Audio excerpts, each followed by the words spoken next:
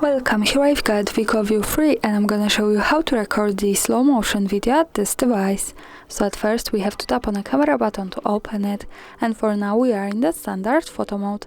From here let's go to the right corner. When we pick this button we get access to more options about the camera we can manage.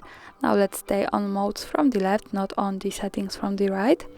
And here we have the slow motion mode, so let's pick it.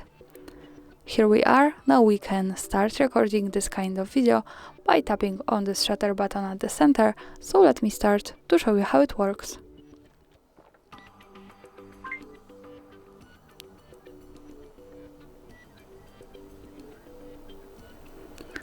And now let's stop by tapping again on this button. To see the video, let's move to the left one that follows us straight to the gallery.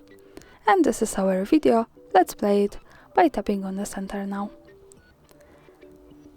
And as you can see, this is how the slow motion video looks like at this device. Thanks for watching, subscribe our channel and leave the thumbs up.